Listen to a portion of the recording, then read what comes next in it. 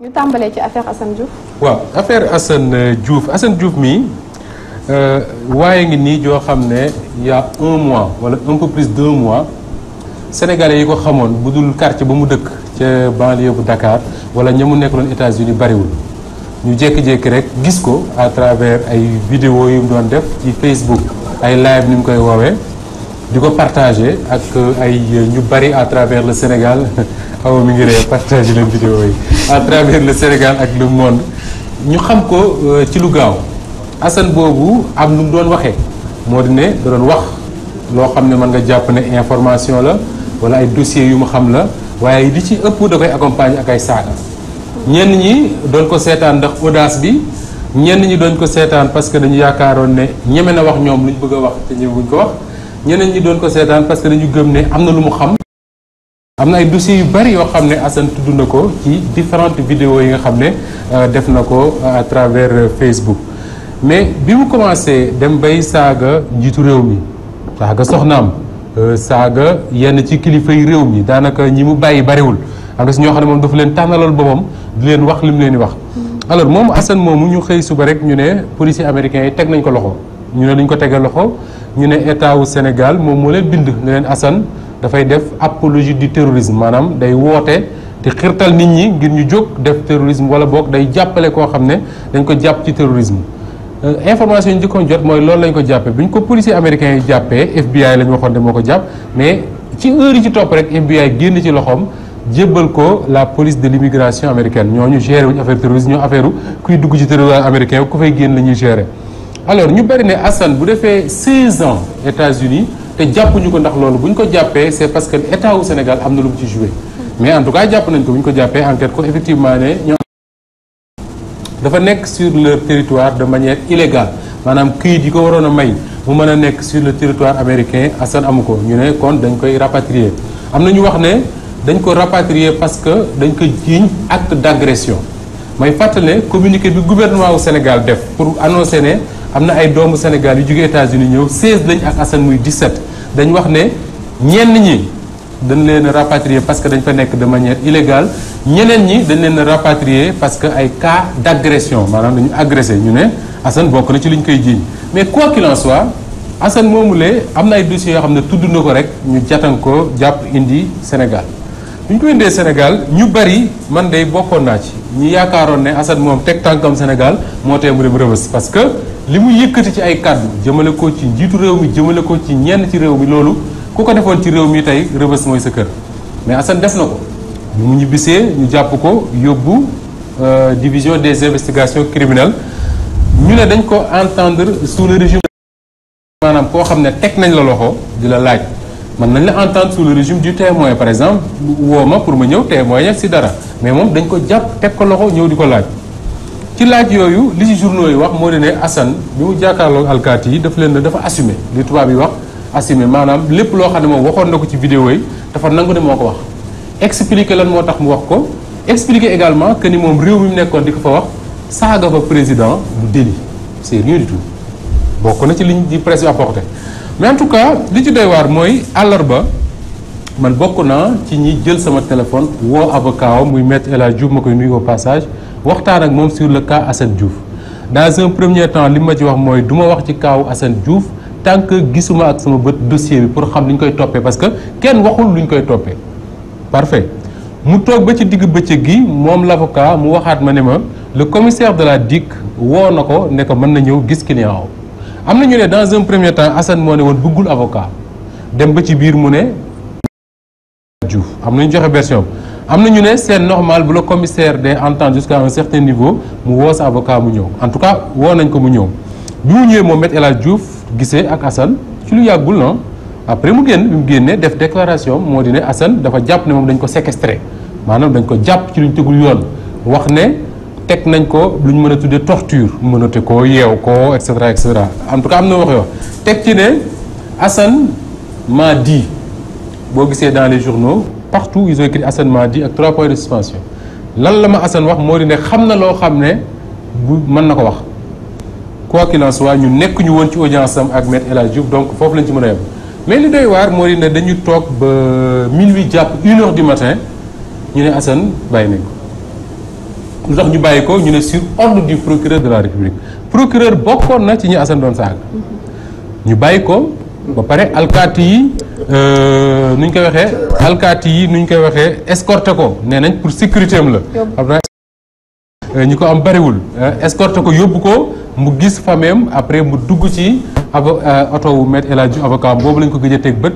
ñun dem nañ ba këram ak suñu ay reporter pour seeti ñaari kër yi nga xam ne yëpp fa la ay njabootam nekk pour jëm ko gis mais li ñu xam ne mooy dem na xamuñu fu nekk peut-être pour des raisons de sécurité xamuñu fu mu nekk mais en tout cas li nga xam ne moo jaaxal ñëpp en tout cas man bokk naa ci ñim jaaxal moo di comment se fait-il que Assane bi mu wàcc réewu Sénégal ci Dakar ñu ne bokk na ci lu ñu mën ko toppee injure publique benn bokk na ci offense au chef de l'État maanaam ñàkk teggin njiitu réew mi ñaar bokk na ci apologie du terrorisme ñett ak yeneen yu ma limul ñett yooyu ñu tudd képp ku ko ci réew mi kaso nga jëm exemple yi bari na Ami Kola Dieng bi mu fi taxawee def vidéo audio boobu defu ko comme Assane parce que moom dafa defoon audio dans un cadre limité mooy pour WhatsApp la woon ak groupe am Ouleymane def ko Assane daf ko def pour ñëpp seetaan ku bëgg a seetaan ñoom ñëpp bi ñu ko defee rëbës nañ fanaan alors lan moo tax Assane def ko mi ñu entendre ko pendant des heures bàyyi ko mu ñibbi këram beaucoup de questions se posent ci affaire boobu ñenn ñi ne bokk na ci journal Dakar Times su ñu ne le département d'État américain maanaam su ma doon ko tëkkale ak suñu réew mooy ministère des affaires étrangères ci Amérique ñoom ñoo ci dugal seen loxo def bu nañ ko bàyyi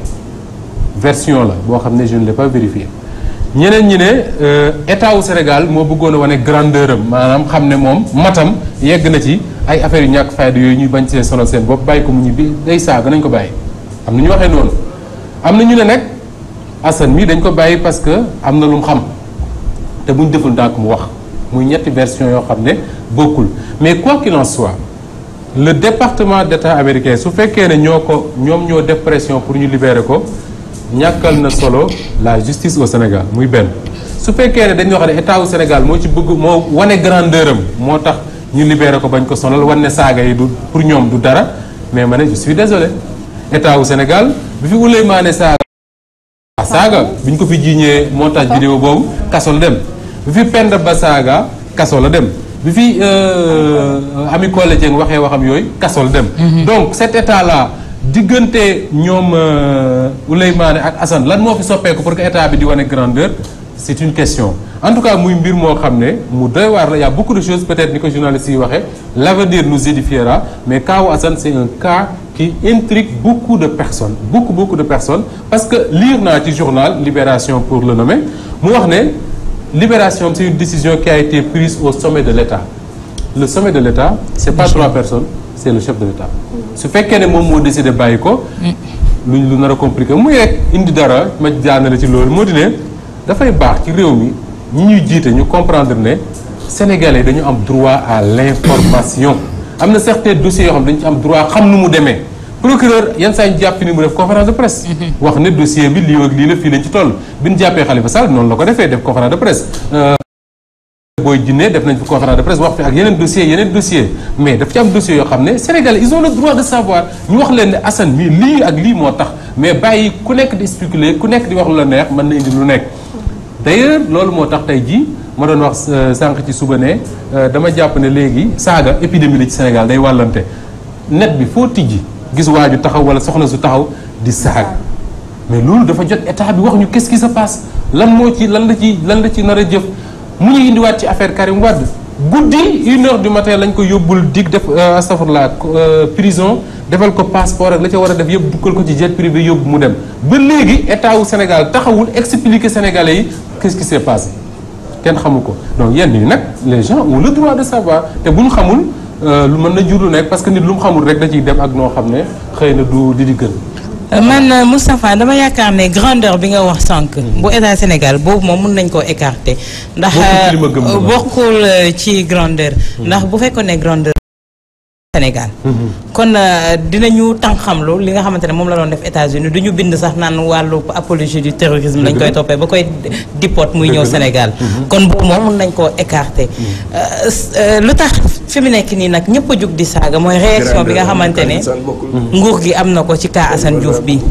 Sénégal ñoom bëgguñu koo xamante ne dañ jàpp ne dañ koy néewal doole kenn du rafetlu saaga kàddu yu ñaaw yi nga xamante ne mi ngi koy yëkkati. mais li nga xamante ne moom la ci état bi réagiré doxalin boobu loolu moom moo indi ñeneen ñi itam ku ci nekk jóg taxaw ne man maay Assane Diouf commencé yëkkati yow tam say kàddu yu ñaaw saaga un peu partout dans le monde doomu Sénégal ya fa nekk yépp léegi seen ay live lañu yore di partager fi mu nekk nii. kon mu mekk am na doon boo xamante ne jot nañu xoolaat lan moo wax le directeur de l'ARTP mi ngi génn naan il va jouer au super pompier on va dire. barki dem moom la ñu titré ci journaux yi. di woowaa Facebook pour ñu réglementer seen kii est-ce que c'est ça qu'il faut faire est-ce que loolu moom mooy indi saafara ci affaire directeur ARTP dama yaakaar dafa xamul Facebook tal nañ leen lu ñu ay un petit directeur de l'ARTP là voilà alors mais man li ma jaaxal rek moo di ne affaire Assane Diouf grandeur man wax naa ko sax gaw ma ko parce que bu doon grandeur ñu wane woon ci yeneen dossier am nañ dossier yoo xam ne bi ñuy jàpp Ami Collé Dieng son avocat avait dit clairement que ni y a aucune raison muy def prison teewul yóbbu nañu ko prison Ouleye Mané man bërki dem bi ma ko seetaane Walfadjri ak Pape Ndiaye sama yaram dafa daw voilà une dame bu partager une image autour d'un groupe boo xam ne 7 personnes lañ juróom-ñaari nit ñu jàpp ko tëj ko kaso 2 mois ak lu teg ay fan mais li Assane def c'est beaucoup plus grave mais je crois que tey jii la question que tout gouvernement sérieux aurait dû se poser mooy qu'est-ce qui se passe pour que ay sénégalais di jóg jël ay réseaux sociaux di ci saaga bay saaga njiitu réew mi benn lan moo tax sénégalais yooyu di bénéficier de la sympathie de beaucoup d'autres sénégalais parce que boo xoolee ni ñuy partager vidéo Assane yi ay sénégalais rek ñoo koy partager c'est pas des guinéens ni des bissau guinéens ni des qui partagent ces vidéos Assane il te fait facilement 100 000 vues. ces 100 000 vues là bu la ci kenn nax ay sénégalais yoo xam ne dañuy làkk wolof parce que bu ñu dul làkk wolof duñu xam lu ñuy wax. alors je crois que un gouvernement war na xalaat ne lan moo xew qu'est-ce qui se passe pour que les sénégalais se comportent comme ça parce que wax nañ ko njiitu réew yu bari jaar nañ fi on en a parlé la dernière fois fii vendredi. njiitu réew yu bari jaar nañ fi Senghor doon nañ ko reprocher lu bari am na ñu demoon ba naan Senghor la place qu'il donne aux chrétiens dafa bari et cetera Abdou Diouf reproché nañ ko lu bari Abdoulaye Wade reproché nañ ko sa mouridité un peu trop affiché mais Macky Sall nga fi gis nit ñi def ay vidéo di ko saaga bay saaga waajuram bu jigéen mais loolu lan moo ko jur je crois que lu jar a étudier la c'est pas affaire man la personne de Assane Diouf m'importe très peu mais ce qui m'importe man c'est l'image et l'institution que représente le chef de l'État dama yaakaar ne bu fekkoon ne ba nit ay nit commencé di saaga wu ñu woon jiitu réew mi arrêté woon nañ leen duñu agsi xam nga bi ñu arrêté Penda Ba dafa am benn waay bu ma respecté un ancien journaliste de la RTS bu ma woo nga wax Penda Ba mais n'oubliez jamais que ni am na benn waay boo xam ne dafa jàpp moom ne pël la def vidéo mais saaga Sidi Lamine Niass mi saaga yu méttee métti kenn tudd ko mosoo dégg état wu Sénégal loolu intéressé ko pourtant Sidi Lamine Niass c'est un citoyen sénégalais comme tous les autres bu ñu ko saaga état bi war na mën a arrêter ñi def loolu. kilifa la sax exactement ñu bàyyi loolu mu jàll mais loolu di dem bay jur di jur mais El Hadj Diouf mi ngi wax ne kii sem Ahmed Suzanne Camara ak Souleymane Jules Diop récolte Assane Diouf mais il a raison. alors tey jii agsi nañ ci à un niveau boo xam ne Assane ce qu'il cherchait peut-être c'est choquer il a choqué parfois les professionnels de la communication dañ koy wax il faut choquer pour attirer l'attention il a choqué il a attiré l'attention sur lui mais au-delà de la personne de Assane je crois que war nañu xool lan moo jur ci réew mi nit di taxaw di saagas suñu njiitu réew bi nga xam ne ñun ñoo ko tànn yemul ci Assane mais ñi koy partager bari goo xam ne jaaxal na ñëpp tey jii man su ma taxawoon def ci net bi benn vidéo rek critiquer Assane Diouf dinañ ma saaga ba ma sonn. xam na lu ko war a expliquer te pourtant ñi lay saaga di défendre Assane xamuñu ko mësuñu ko gis ñi xam ne woon Guédiawaye dëkk wala Djiddah Thiaroye Kaw fan yi lañ ko xam mësuñu ko xam. mais loolu je crois que jar na gëstu. man de xam nga lu ma ci gis man daal lenn la rek mooy que problème mu Assane bii doy na waar. doy na waar trop. dëgg doy na waar parce que tey jii. ku mu waarul dootoo waar tey jii tey. mooy lan moo waral comme yow li nga wax nii ba tey jii ñu bàyyi ko moom mu ñibbi est-ce que ñii maanaam gouvernement bi dem ñu ci biir ba pare xam ne que ñoom dañoo dugg mënatuñu génn ñu bëgg a gaaw a ras affaire bi woo gaaw ko kii parce que affaire bi ni mu demee la. affaire dafa doy waar ba nga xam ne xam nga des fois di nga dugg ci benn affaire nga naan non non ngay baal naan non kii bu fi ñëwee non non nangam. waaye boobu nag da nga xamagul affaire bi. lu muy peese waaw lu muy peese. biñ ko peesee xam naa dañu ne doy na waar.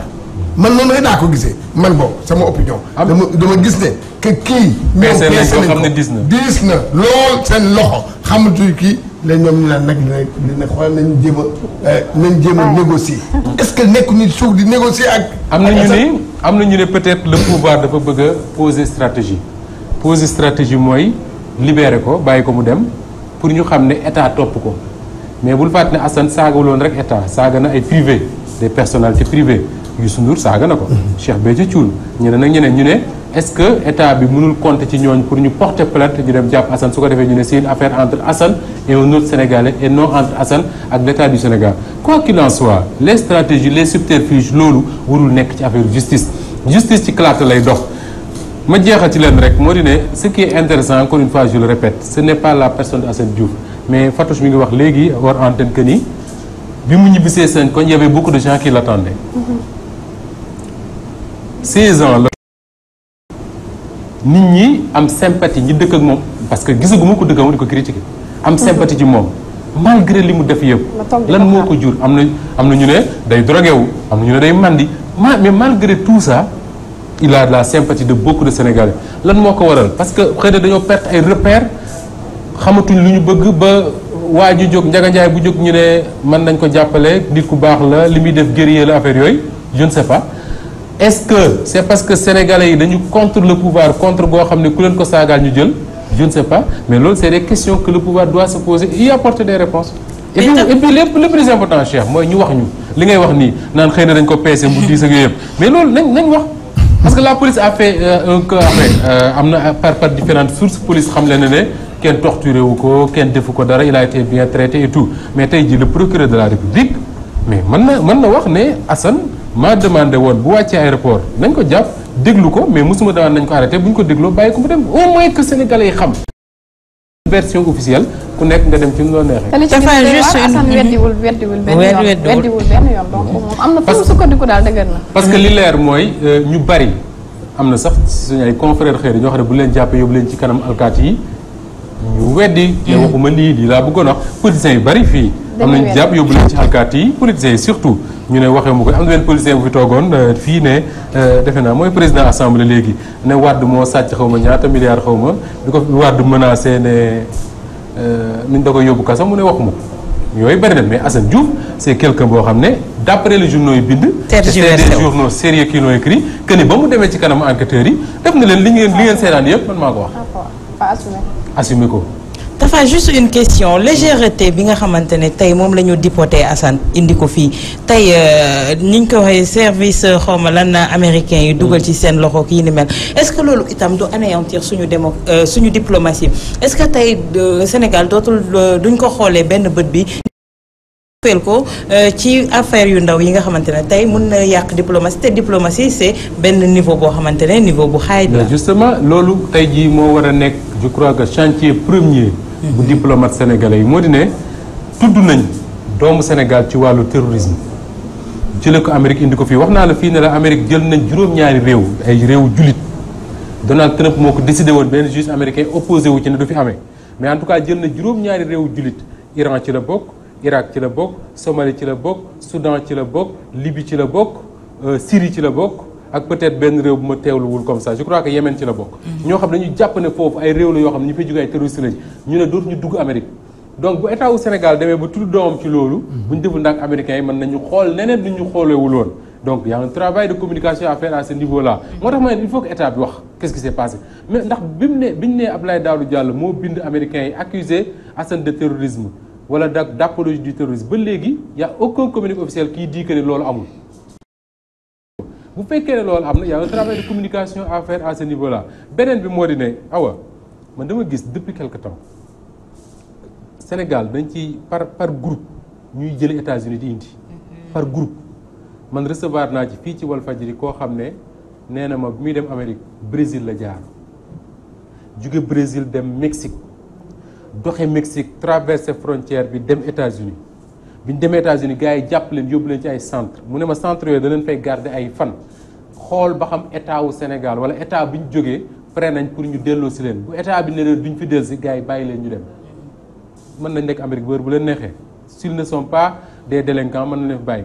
mais tey réewu Sénégal mooy réew boo xam ne presque 3 mois yu ne ñu ne la am na Sénégalais yu ñu jëlee Amérique indi leen ndax amuñu këyit mais loolu su amee c'est parce que état wu Sénégal moo ko nangu parce que état wu Sénégal wax na fi ci benn communiqué ne ce qu'il a demandé aux Américains mooy Sénégalais nañ leen indi ak dignité mais Sénégalais yi ñoom seen dignité nekkul ci indi leen seen dignité ma nga nekk ci toog Amérique gële di xuslu di gagné lu ñu mën pour indi seen famille pour jàppal seen famille loolu mooy seen dignité beneen bi mooy ñin ci déporté ñi ànd ak Assane man nekk mu foon xaw ma mais ñin fi njëkkoon a indi ki ma ci recevoir fii daf ne bi nga wàcc bi ñu wàcc aéroport 10 000 francs lañ leen jox doomu Sénégal def effort yi mu defee pour dem Amérique soo ko mënul jàppale mais bàyyi ko mu taxawaalu biir Amérique. Sori Kaba nee na bii moom 100000 lañ leen jox. 100000 francs nga jox ko Sénégalais boo xam ne njabootam ña nga doon toog naan ah diw de dem na Amérique tedd nañ nga yóbbu ko 100000 mu dem ci Tabaski gi lu mu koy jëriñ. mais et puis c'est des Sénégalais qui n'ont jamais demandé à l'État aucun franc mosuñu laaj état wu Sénégal benn soutien. nga waane sag waane naan ay doomu Sénégal lañ waruñu leen bàyyi ñu tumburanke doomu Sénégal yi génn Sénégal yëpp dem Europe Amérique États-Unis Italie Espagne boo ci man dama xam ne wax parce que samay mbokk yëpp ci lañ nekk fukk yoo ci wàññi juróom-ñett yi ci tumburanke lañ nekk maa la wax loolu ci mbedd yi la ñuy fanaan nekk ci ay conditions difficiles mais teewul ils font l'effort de gagner leur vie di dimbali seen njaboot parce que c'est ñun ñoo choisir toog Sénégal nekk ay journalistes ne fii di wax sonal nit ñi mais ñoom ñu choisir dem daani seen doole ak ñun ko daane soo leen mëneel génn ci loolu mais bàyyi leen di lay war a sol. ñu dem ci Khalifa Sall. ñu dem ci Khalifa Sall rapidement parce que waa ci ginnaaw mi ngi. alors affaire Khalifa Sall pour ne pas trop durer dans ça moo di ne li ci mujj a bees mooy démb ci alxames yi la ñu wax ne Cour suprême rejeté na demande de mise en liberté provisoire bay avocat wam dugaloon pour ñu bàyyi ko mu mën a siège assemblée mais loolu c'est autre chose li ñu ci intéressé tey mooy coalition Manko taxawu Sénégal bi nga xam ne moom moo ko jiite woon ñu fal ko ci mu nekk député Khalifa Sall bi mu nekk nii député wu Sénégal officiellement il est représentant à l'Assemblée moom moomu ñu ne Ablaye Wade tey waaw maa ngi ko taxaw Sénégal ñu ne bu ko neexee mu génn ñu ne lu tax man bokk naa ci ñi nga xam ne bi ma ko déggee dafa yàgg histoire boobu ba ma waxoon ci ak ay avocat wax ci ak ay parlementaires ñoo xam ne nekkoon nañ ci assemblée li waaw maa ngi ko ne buñ demee di installer assemblée bi ci fan yi ñu jëm Ablaye Wade nga xam ne moom mag ci député yi moom mooy doyen wu assemblée bi Ablaye Wade bu ñëwee assemblée dañ naan ana ki fi mag ñu ne Ablaye Wade fi mag bii di passé Doudou Issa Niass bu parti socialiste moo fa magoon mais bii ñu jëm gisuma ko fa mag Ablaye Wade donc dañ naan ko yow président Wade comme yaa fi mag yow yaay présider séance bi moom mooy ñëw toog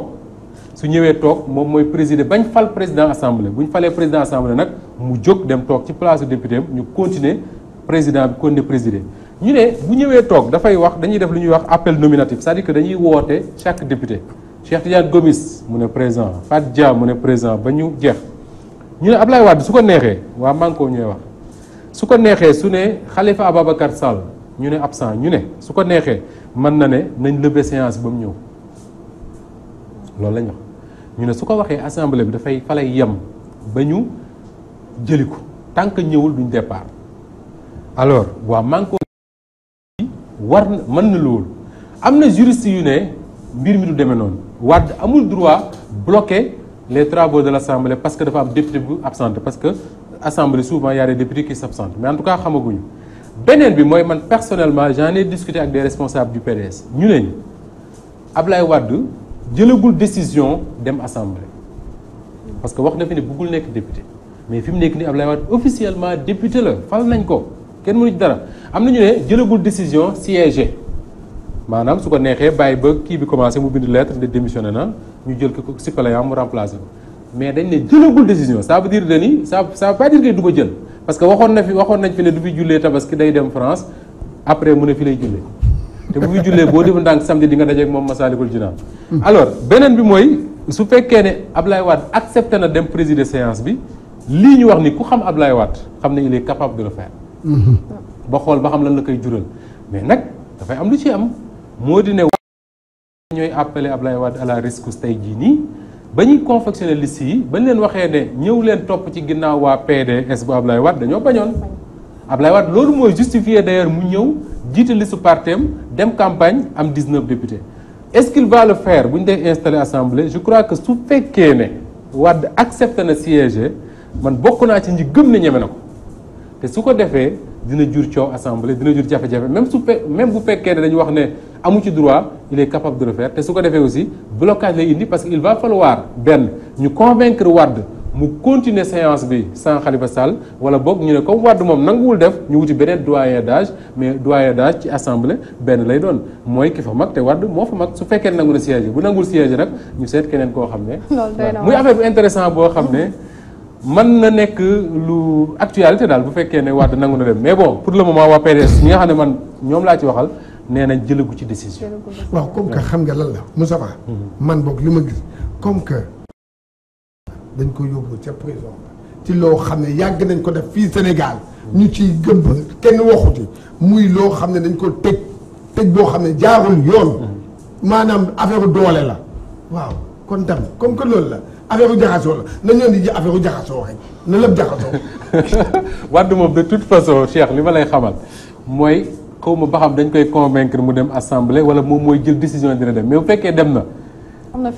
na fitu def ko te su ko defee jaxasoo gi ngay wax dina am parce que le problème li waa Manko Taxawu Sénégal jàpp ñu bari ci opposition bi jàpp ko observateur yu bari du mën a ñëpp jàpp ko moo ne affaire bi nekkatul ci problème bu justice ak caisse d'avance ak yu kenn xamul c'est un problème politique qu'il faut régler politiquement ñu bari loolu jàpp te régler politiquement boobu moom moo tax waa Manko Taxawu Sénégal wax Ablaye Wade ne ko soo bëggee ñu bàyyi ko dinañ ko bàyyi mais man li ma bëgg rek te ba léegi juriste yi leeraluñ ko trop en tout cas ñi xam règlement intérieur u assemblée mooy bu ñu demee assemblée ñu toog mais tant que diw ñëwul lan mooy xew man loolu laay posé wu question peut-être ñi nga xam ne ñoo maîtriser le règlement intérieur de l'assemblée mën nañ ci wax mais pour le moment waxaguñ ci leneen li moo di ne am na ñu ne immunité parlementaire Khalifa Sall mënatu ko may muy nekk prison mais loolu aussi juristes yi jubawuñ ci parce que ñu bari dañ ne bi ñu koy jàpp nekkul député li ñu ko jàppee ça n'a rien à voir avec sa fonction de député donc mënul faire prévaloir l'immunité mais en tout cas mais Tafa c'était le même cas avec Barthélémy Diaz bañ koy fal mi ngi woon biir prison bañ ko falee après ci la génn ndax immunité parlementaire am Khalifa Sall aussi te Barthélémy bi ñu koy jugé il a fallu ñu lever immunité parlementaire am léegi le ministre de la justice moom moo fi taxawoon ne Khalifa Sall il jouit de ses droits civiques tey ji ba léegi il jouit de ses droits civiques bañ koy fal député ci biir prison bi donc il est député immunité parlementaire am entré na en vigueur loolu xanaa yaakaar naa ne wax su wérul nopp yi koy dégg war a wér en tout cas daal xam nga nag Ablaye Wade doon na ko wax ne Sénégal dafa am ay juristes d'ailleurs c'est-à-dire que loo bëgg rek ñu daggal la mais suñu loi bi nu leen neex lañ koy interpréter yenn saa yi kenn wax ci keneen wax ci leneen mais li leer moo di ne tey jii man en tout cas c'est la lecture qui m'intéresse dans cette affaire mooy su fekkee ne Ablaye Wade dem na assemblée qu'est-ce qui va se passer kenn xamul en tout cas je crois que su taxawee moom góor gi Wade ne kenn du fi assemblée tant que Khalifa Sall nañu Dakar dañ doon kii nañ ko waaye léegi yaa xëyte du ñu bàyyi jàmbu Cheikh xam nga lan moo tax mbir yi jafe ci gagné géeg ngay wax ak yooyu moo di ne soo xoolee def comptage voix à Dakar le pouvoir dañ ko dépasser largement à Dakar largement le pouvoir ne pèse pas 35% à Dakar les 65 wala lu ko pour cent opposition lañ voté lu garaaw la beneen bi mooy boo xoolee au niveau national l'écart qui sépare le pouvoir ak l'opposition écart bi dafa ndaw trop te le pouvoir actuellement ne pèse pas 50% de l'électorat au Sénégal yooyu yëpp c'est dafay indi incertitude ci élection wu 2019 parce que tey bu pouvoir bi amoon 55% wala 60% on aurait dit que 2019 c'est joué c'est déjà gagné c'est joué parce que da ngay gagner premier tour mais puisque àgguñu foofu dañuy battre waat carte gi ba pare na di tëj waa jàmbur te na jaarul yoon dëgg non nañ bàyyi jàmm metti na voilà maa ngi lay sant bu baax Fatou di sant ñi ñu doon waxtaanal yëpp di encore une fois jéggalu baalu àq ñëpp ñuy seetaan ci waxtaan wi parce que yenn saa yi mu xaw a demee noo xam ne ñenn ñi duñ ko comprendre mais lépp pour leeral rek la sant di la gërëm di joxante dig daje bu ñu julleek jàmm ba pare sans oublier que ni dimanche incha allahu rabbi dañu am benn spécial boo xam ne nii lañ koy defee ci beneen circonstance beneen décor waxtaane actualité mu réew meeg lépp li ci xew ci fanu tabaski gi dimanche lañ ko tànn bu 21h jotee incha allah. incha allah kenn du ko tardé ñun itam ñu ngi lay jaajëfal bu baax a baax.